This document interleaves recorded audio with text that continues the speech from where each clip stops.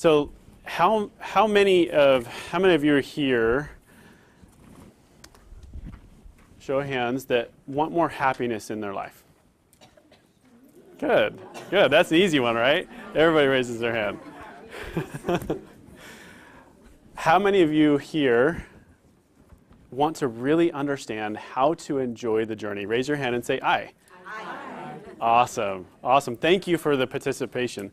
Now, as we go through this presentation today, I'm going to ask you to keep that participation up, okay? And ask questions and really be involved. And it helps me as well as a presenter to be able to say, you know, you understand this principle that I'm teaching, and I can move on to the next one, okay? So that helps a ton. So today let me ask you one more question. We'll test it. This is a little harder question. How many of you on this journey have ever felt frustrated or stressed before? Raise your hand and say aye. Okay, raise your hand again and look around the room. Everybody has experienced that, okay? It is a little bit more difficult to express a negative question or answer a negative question, but thank you for that participation. I appreciate it. So I want to explain two extremes today. Okay. Now I'm gonna be moving all over the stage, so we're gonna be kind of animated here. So on this side is the extreme of the negative. Okay. This is the negative side. Yeah, that's the better side, right? But we have to understand both sides to really appreciate it. We have to understand the duality. Okay, so this is the negative side. This is the depression. This is the sadness. This is the stress. This is the frustration. This is the shame, anger, guilt. All of this over here. Now, let me ask you a question. Can you feel the Spirit here? No. Or sometimes you can, but is it easy? Is it easy to feel the Spirit here? To work really hard. Yeah, absolutely. Let me set the timer and make sure I'm on time here. So absolutely, we have to work hard to feel the Spirit, and it's really hard. So how long can this last? How long does this last? Hopefully not long, right? But how long can it last? Okay, give me a time frame though. Years. Yeah, absolutely. Everyone's different, absolutely. So I've heard from the people that I work with, people that I mentor, I've heard weeks, months, or even years. That people spend here, in this dark moment, that's not very fun. Now, to kind of help relate, everybody raised their hand when they said, okay, I've experienced this frustration and sadness. I've experienced it too. I've been down to the dark points in life. And I understand how heavy that is. And you notice the silence in the room now? Because everybody understands that. Everybody gets it. And a few years ago, I actually hit bottom. And I was literally asking the question, is my family better off without me? Now I have a beautiful wife and 4 kids. But I was asking that question. And I was literally planning on how to take myself off the planet. And it was a tough, tough moment for me. But just like our duality, right, we talked about that duality of how deep this was how joyful I can create, or what I could have on the other side, right? Do you guys agree with that? Yes. That it can equal out? So this is the negative side. So let's go over to the good side. The positive side over here. And this side is the top of the world experiences for us. This is our happiness. This is our joy. This is our peace. This is where we're excited about life, about our relationships. This is where this is here. Can we feel the Spirit here? Yes. It's easy, right? How long does this last? As long as you want, right?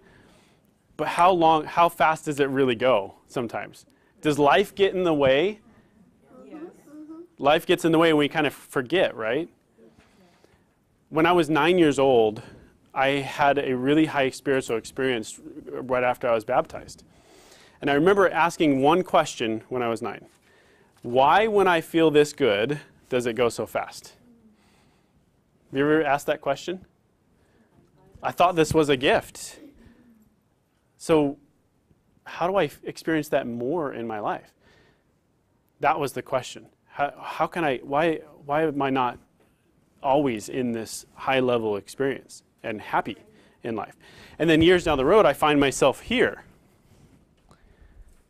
experiencing this darkness, this deep depression. Now, so today, we're going to explain this journey. Now, this is talking about enjoying the journey. And so we're going to explain this journey from where you are right now, wherever that may be, and maybe a little bit less or maybe a little bit more than what I experienced. But wherever you are, wherever your starting point is right now, we're going to talk about this journey on how to be happy. How to be happy now.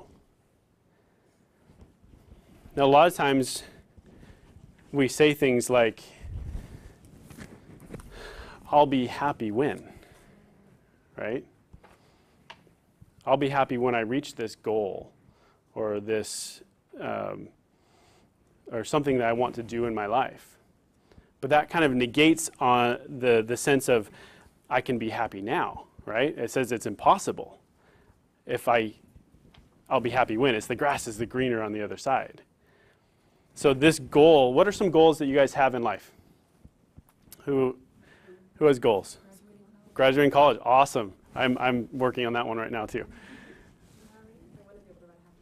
Awesome, that's a really cool goal. Okay, what else? Learn another language, that's a tough one. I don't know if I'd be good at that one. What, say that again? A letter every week. So why? I'm curious on that goal.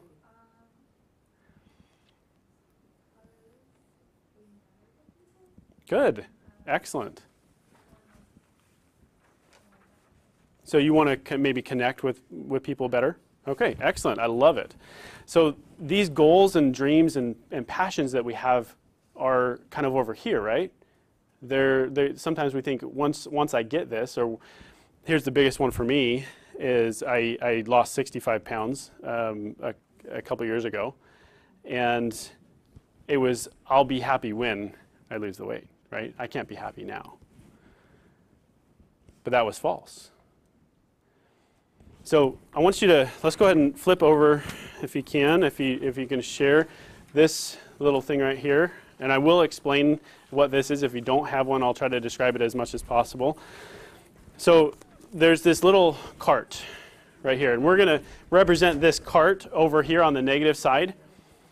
Now this cart is representation of all the negative experiences that we have. We're going to put these little rocks and we're going to throw them in there.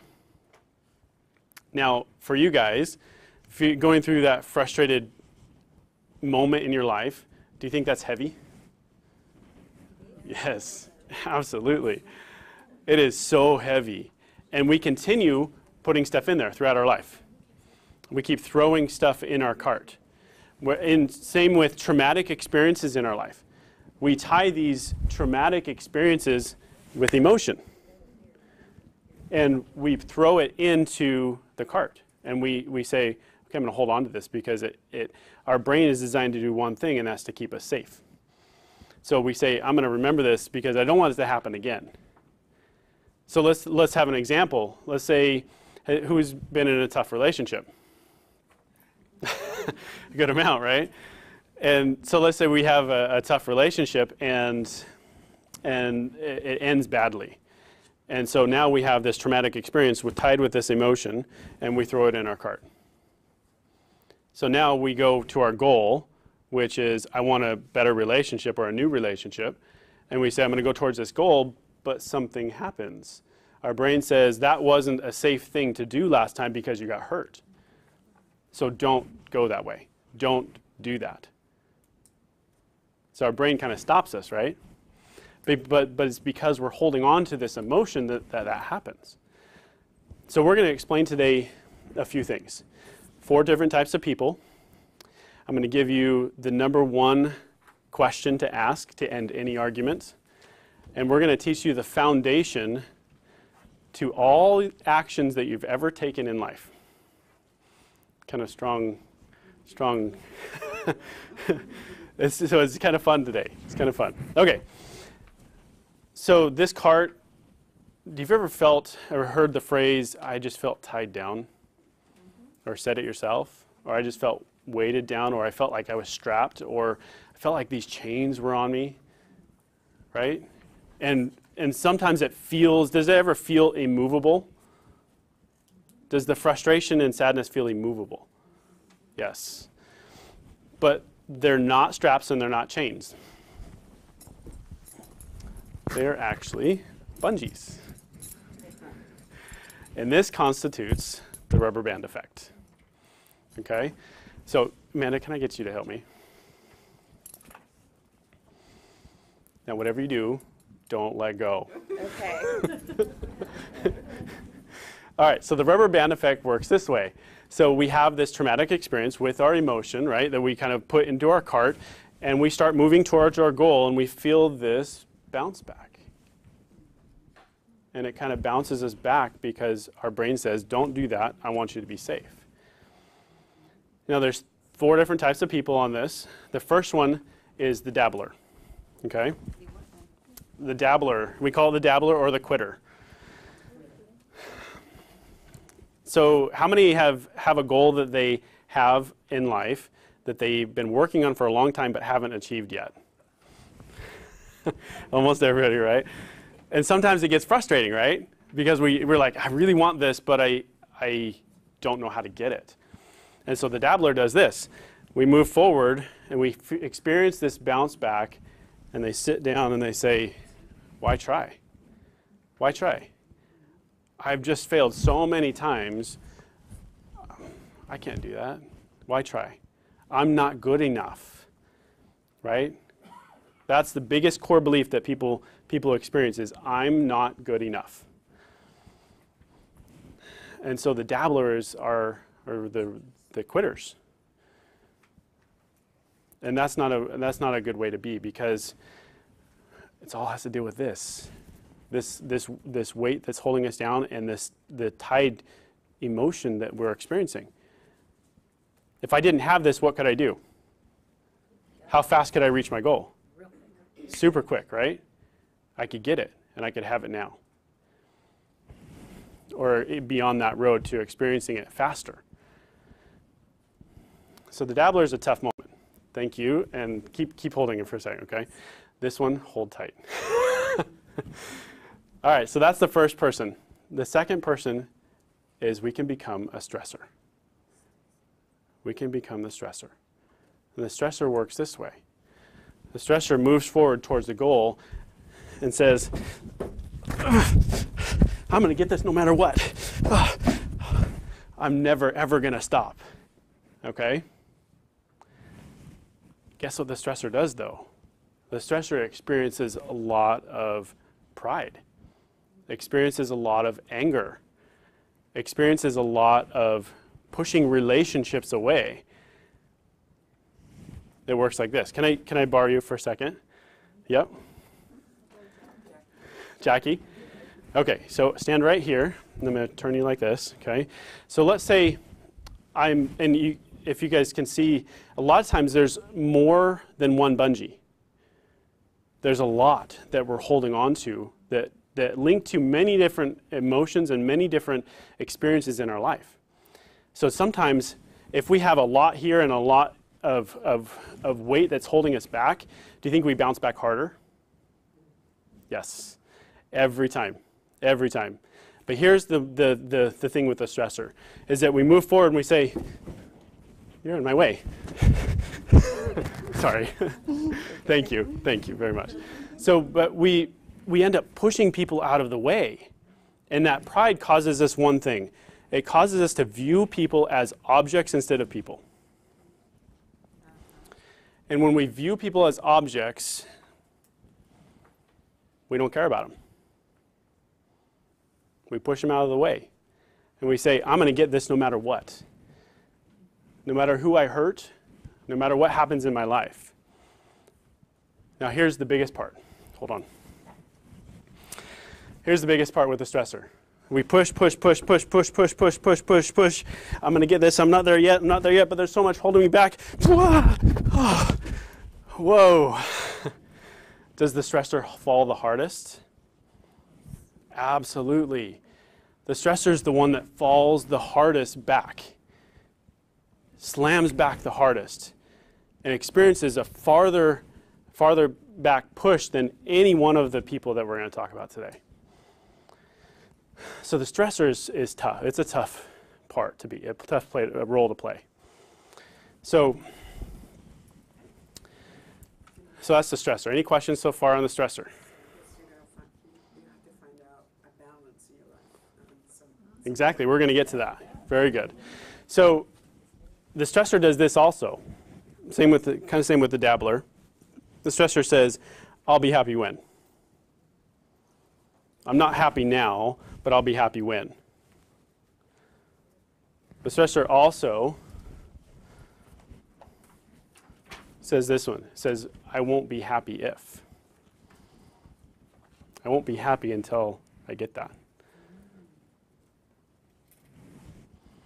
Or, "I'm not happy because." And this "I'm not happy because" they're all damaging. They're all saying that I can't be happy now. I can't, that's impossible. And we know that's false. Now there's one more, okay? You're doing a good job, thank you. So there's one more, and it's called the idler. Now have you ever heard, especially in the church, that, and all of these have scriptural references on the handouts. Have you ever heard that you can never be idle? You always have to be moving forward or moving backwards, right? And that's true. But I found a way that you can still move and still be idle. It looks like this. So let's say we have a goal of losing weight, okay? And that's a big one for a lot of people. And let's say we wake up in the morning, "I'm going to eat good today." Right? I'm going to exercise. And so we take a step forward. I ate good for breakfast. Good job. Okay? And then we take a step forward. I ate good for lunch. Good job. But because I'm holding on to all of this weight and this stress and frustration that I haven't dealt with yet, that I'm kind of doing this, I'm kind of going, I feel it. I know it's there. I really don't want to see it. I don't want to identify what this is. And then what happens for dinner? We do this. Oh, back to the same spot. We eat bad for dinner. Oh, stressful day. I just need to go have a burger or soda or whatever the vice is, right? So next morning, all right, I'm going to do this today. I've made this commitment. Okay, I'm going to eat good today. All right, did good. For dinner, oh, man, I messed up again. There was a birthday party at work, and I feel bad if I don't eat a piece of cake. We make excuses. So it kind of does this. The idler goes back and forth, just in the same spot, never really moving forward, never really moving backwards, but we're kind of stuck. Now see how these kind of represent each other, or they kind of lead into each other. The idler can become the dabbler. They can get frustrated with this back and forth motion, never really reaching your goal, and quit. Or you could become the stressor and say, I'm going to get this no matter what, but I'm going to do it whatever it costs. And we push away relationships. So what do? How do we fix it? The next one is to become the master. To become the master. Here's the cool part. Ready? Sure. The next one is the master. And the master looks like this. When we move forward, we're looking at our goal. We really want to achieve this goal. When we experience the bounce back, when we experience the rubber band effect, is the only one that stops for a second, looks back, and says, what am I holding on to? What am I holding on to? What's weighing me down? What is this? What is this thing? Sometimes it can cause fear, though, right? Sometimes are we scared of this? Isn't that why we block it out? Aren't we scared of that? A few times, right? But you guys know what the acronym for fear is? Let me know.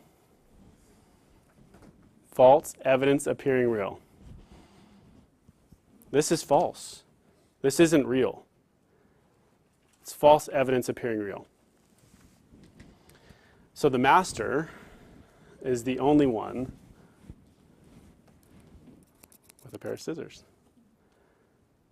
He's the only one that says, what am I holding on to? What are these rocks that I'm putting in there? What are the traumatic experiences that have tied emotion to it? What are those in my life? For me, I still am dyslexic. And you'll find a bunch of spelling errors in my in my thing, because I can't see. For me, it's impossible to see how things are spelled. So that's a big hurdle that I have to get over. But reading for me at a young age was difficult. And so I got teased a lot when I was asked to read in class, in school. And did that traumatic experience create emotion? Absolutely. Did it create fear? Yes.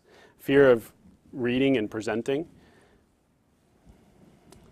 How about for us on our journey, that little devil on our shoulder that kind of tells us negative things about us, says we're not good enough? The number one thing I heard was, you can't speak well. And I hadn't presented at that moment, so I said, wait a second.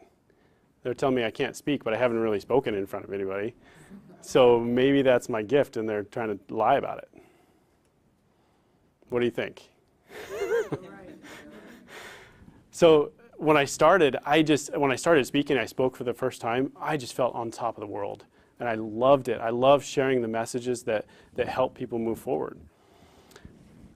But it wasn't until I took the scissors and identified all of these bungees that I hold on to in my life, and I started cutting them, started letting them go. So, go ahead, thank you. All done. Thank you very much. Give her a round of applause.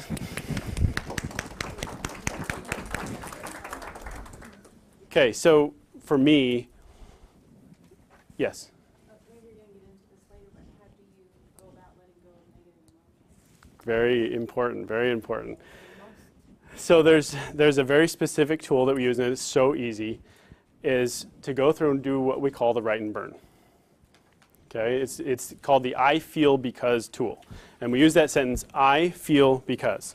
I feel stressed, I feel angry, I feel sadness, whatever the emotion is. And when you end a sentence in the word because, it accesses our kind of subconscious mind, our memories of our life, and it allows us to identify what those experiences are. And then we go through a 3-step process. Number 1, forgive. Forgive who? Yourself and others who are on that list. And we write this list down as fast as we can. Don't worry about spelling, don't worry about how it looks, because we're just going to get rid of it anyway. So we write the list down, forgive ourselves, then we go through and we ask for help. We take that list. Have you ever, when you study prayer, sometimes prayer can be very general, right? But this list now, we can take it to our Heavenly Father and say, this is what I'm dealing with. Can you help me with this? And it makes it more specific. So we can go and to our Heavenly Father and say, will you help me forgive? Will you help me let this go? And then we take that list, crumple it up, and burn it, and we let it go. And completely be in a state of grateful. Be grateful to the atonement that Christ has experienced, to be able to know what you're dealing with. So that's one way to do it. So the master is, do you think, let's look at this. So do you think if I cut all these, how fast can I move forward? Very fast, right? It's like, whew, sprinting. I'm sprinting towards my goals. I've achieved more goals in the last 4 years than I have in my entire life. Only because I've let go and identified all of this. Is there still, can we ever get rid of all of it? No. But it can be a lot easier. It can be a lot easier to move forward. This weight and heaviness that we feel over here can be lifted. Yeah. I was going to say, I think like human nature is we tend to emphasize the negative instead of embracing the positive. Mm-hmm. And like I like the rubber band effect, but it was also making me think of Bednar's talk from a conference. that allowed the momentum for the truck to move in this Mm-hmm. And I think, sometimes it's not so negative. Like, I think if we look at it that way, it is. But sometimes it can be what we need to get us up and moving Yep. and going forward in our lives. Exactly. Perfect. Because a lot of times these are our weaknesses over here too, right? But guess what? Our weaknesses are our strengths. And a lot of times it's hard to understand that, but it's true. The weaknesses that we have over here can become our strengths and drive us forward faster than anything else. Okay, so the master, last thing on this, and we're going to move on. The last thing is the master has 5 rules. They're very simple. It's awareness, balance, paradox, humor, and change. And this is the one I spelled wrong. It says Hummer. Okay, so humor and change. So let's go over the first one, awareness. It's being aware of the bounce back. Being aware of what you hold on to. Okay, being aware of what you're tied to, what your attachments are. It's becoming aware of that. Knowing when that happens and what triggers it. So that's awareness. Balance. Balance is key in all the different areas in life. We have to create that balance in those different areas. And this bounce back, this rubber band effect happens in all of those areas. So we need to kind of look at this in those different areas of motion and our physical body and our relationships and all those kinds of things. Today we're going to cover seven of those different areas. We're going to talk about 7 of them. But there's 16. There's 16 different areas that we can balance. Now I created a program called the Emotional Compass that tests for all those areas. And it tells you where you are emotionally in your life, it tells you what's holding you back, and what motivates you to move forward. So it kind of gives you that blueprint of where you need to start. Where's the starting point? And what do I need to work on first? So we're not going to go over that today, but if you want to, please see me after and we can schedule time to do that.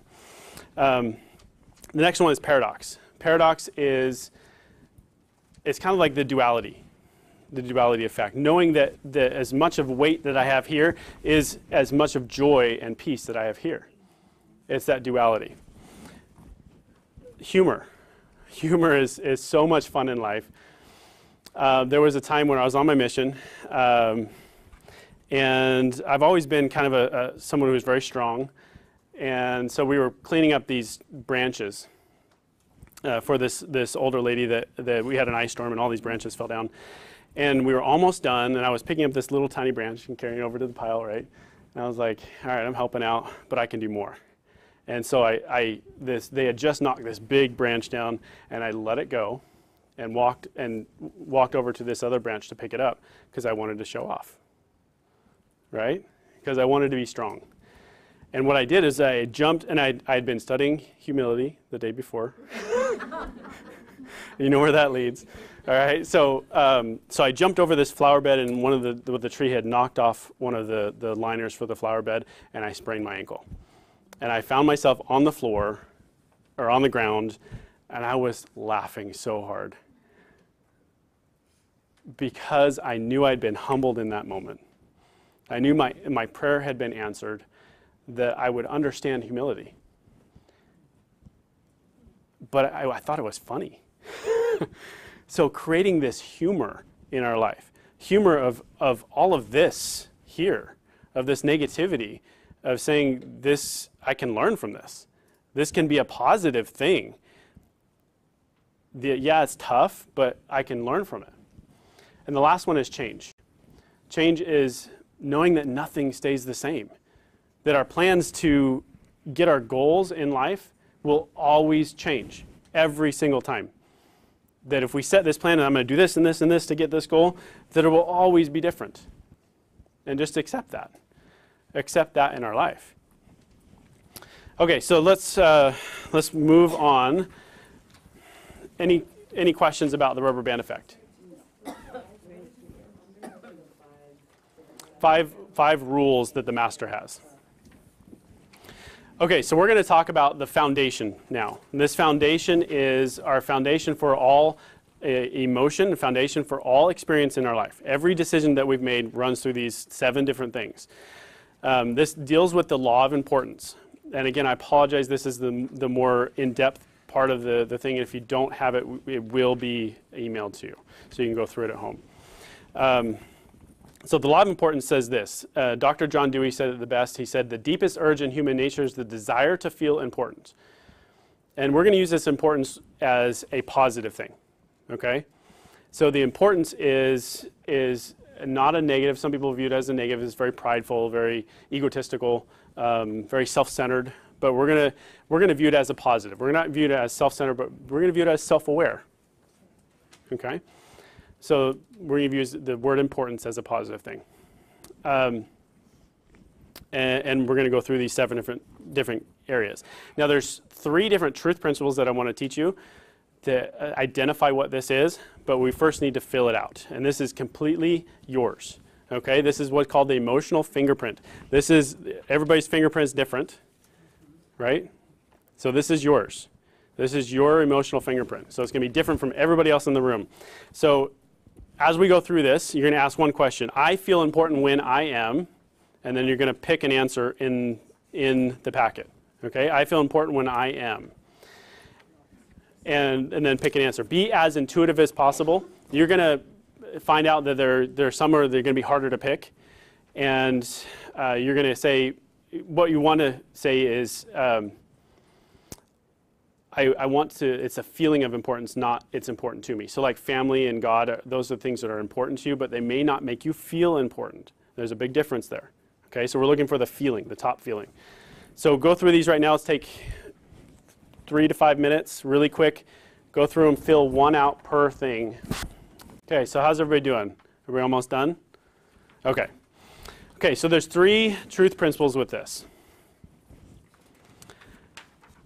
But I'm not going to tell you what they are yet. We're going to prove them to you. So number 1, I want you to look, think of the top of the world experience in your mind, in your life. Think of the top of the world experience, the time that you felt the best. And someone please share what that was.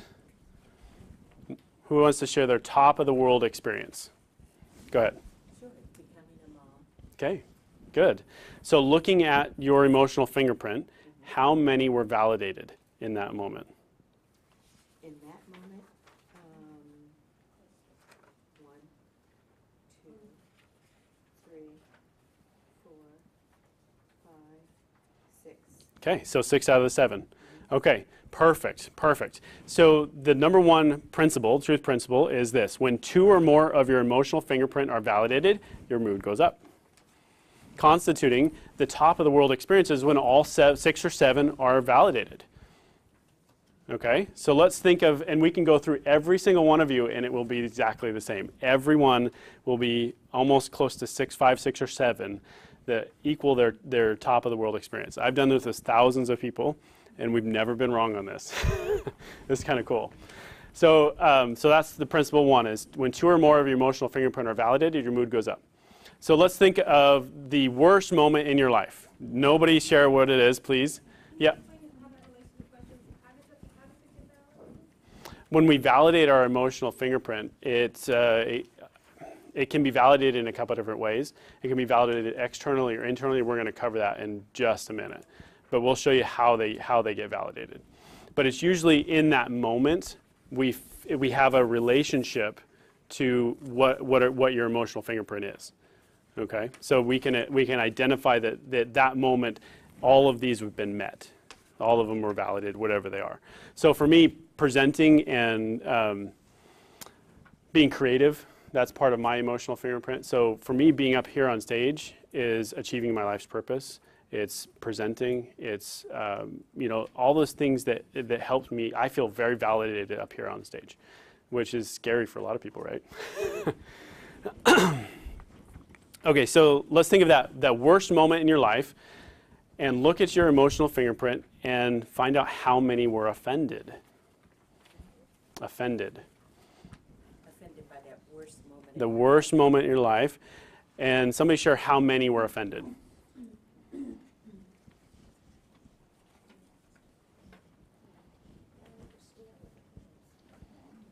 All but 1. All but 1. So we have 6. We have 6 here too. All 7 were offended. So the emotional fingerprint constitutes every decision that you make. And here's the truth principle 2. It's when 2 or more of your emotional fingerprint are offended, your mood goes down. Constituting the worst moment in your life when all 7 are offended. Okay, so we can vary our whole life depending on this emotional fingerprint. We can track every decision that you've made based off of this in your life. So let's talk about relationships real quick. Who has a best friend? Absolutely. Look at your emotional fingerprint and how many do they validate? How many does your best friend validate? All of them? 7. Okay, that's what creates those tight relationships, is that they validate our emotional fingerprint. That's why we like them. Okay, so let's think about that coworker, or let's go the opposite way again. Let's think about that coworker or person that calls you on the phone that you really don't want to answer. And how many do they offend? How many of your emotional fingerprint are offended in that? 6? Okay, so it also constitutes the people that we don't like. How many, did you look at yours? Okay. All right, so we can create those relationships to be what we want. Okay, so let's move on real quick and go to the next page. On to, oh wait, one more. One more truth principle is that you will defend or support your emotional fingerprint every time. Okay, let me rephrase that. Subconsciously or consciously, you will do anything within your belief system to defend or support your emotional fingerprint. So when somebody offends you in a way that now that we can track, how do we respond? We defend, right? We defend, and that's what creates arguments. So we defend those arguments. So have you ever been in a relationship where they offended you a little bit? Maybe they made you upset, and we defended that and we created that argument. So we can actually repair that. We can end any argument with one question. Which one of your emotional fingerprint have I offended and why? It's really simple. Because all of our negative beliefs, our negative experiences with the other relationship have to do with this.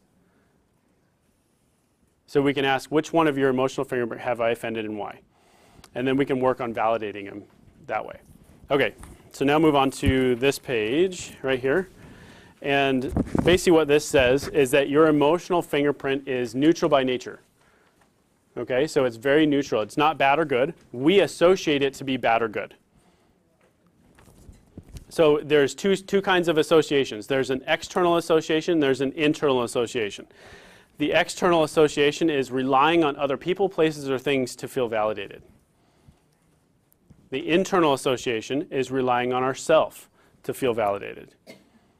Can we ever rely on someone else 100% of the time? Can we ever rely on something else 100% of the time? No. Well, what's a good example? Let's think of a guy that is attached to his car. He's so attached to his car. I see you smiling. Do you like cars? No, I just said, okay. You just said there's no one we can trust all the time. I just said there is one. Yes, I agree with that. Yeah, I totally agree with that. Okay, so let's look at this guy attached to his car. And then next week he gets into an accident and is totaled. What's his emotional state? Not good, right? Because something on his emotional fingerprint got offended, and now he's upset.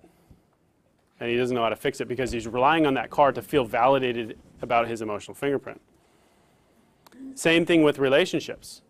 A lot of times we rely on another person to feel validated, to feel good about ourselves, to feel important, to feel good enough to achieve our goals.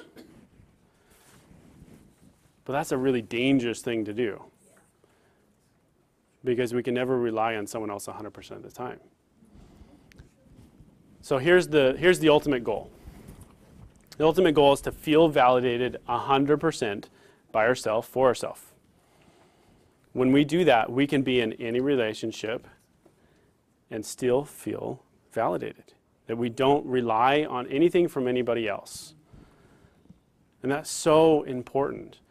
Because here's the ultimate goal is when then both people are validated in that relationship, isn't it easier to serve? Isn't it easier to give when you feel good? When you feel good, it's easy to give.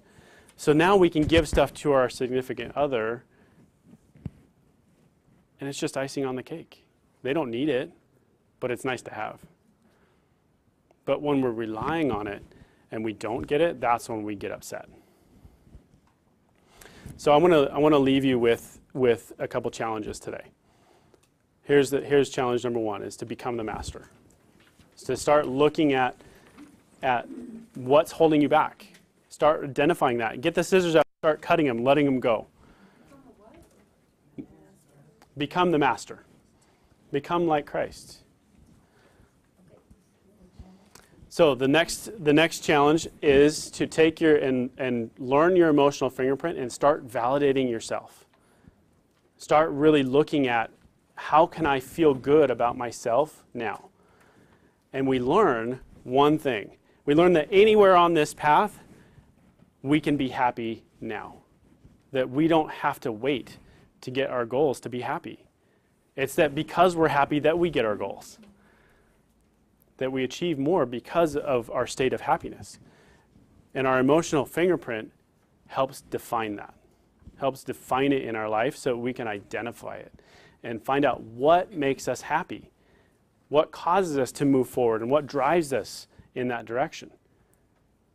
So I want to leave you with those challenges today. Thank you so much for attending. I really appreciate it. Thank you. Thank you.